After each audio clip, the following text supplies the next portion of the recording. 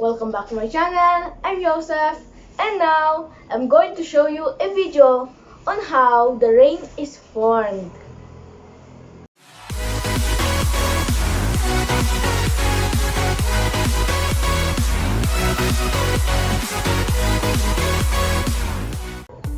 Did you know that the rains make the grass green and make your garden grow?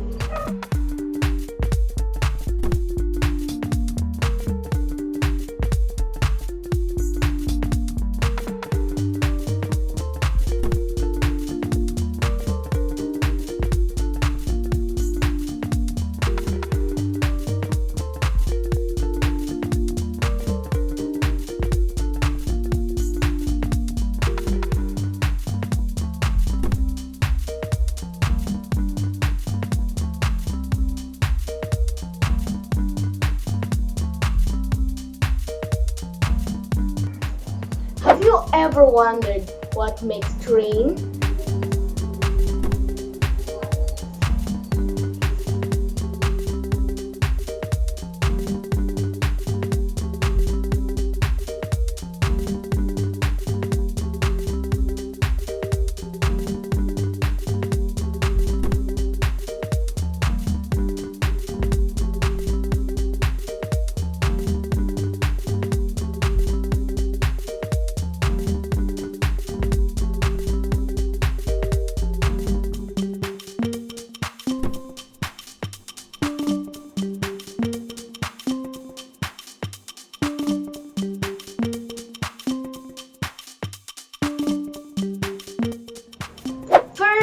We need the sun.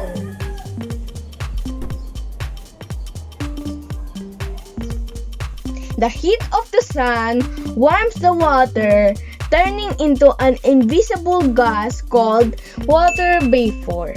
The process of changing of water into a gas is called evaporation. Because gas is lighter than liquids, water vapor rises up into the sky and further move up into the way from Earth's surface due to the temperature of gas. So in the sky, the water vapor cools and changes back into tiny water droplets. This change of water vapor into water droplets is called condensation.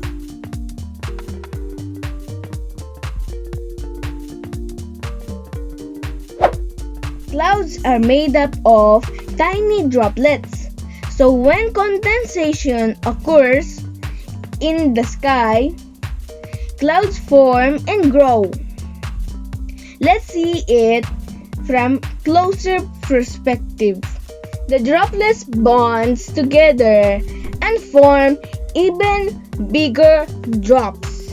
When the drops get heavy, they fall because of gravity. Every single raindrop that reaches the ground is made up of 1 million of the original tiny water droplets.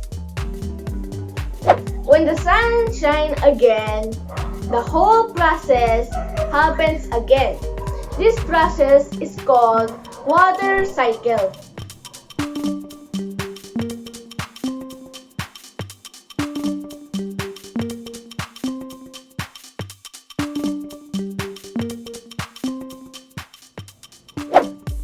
Now you know how raindrops form. Let's summarize these steps.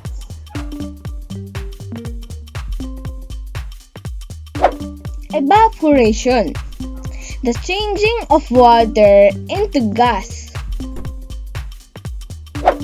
Condensation, the changing of water vapor into water droplets. Precipitation, water falls from the sky in the form of rain, snow, or hail. Collection, oceans and lakes collects water that is fallen. Did you know raindrops don't look like teardrops,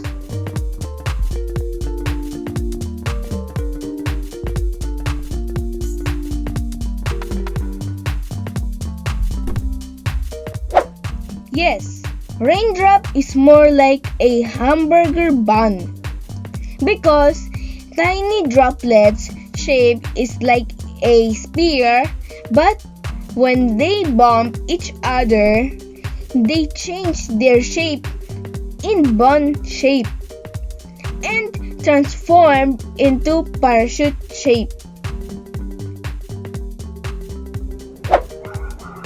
Hope you learned something today.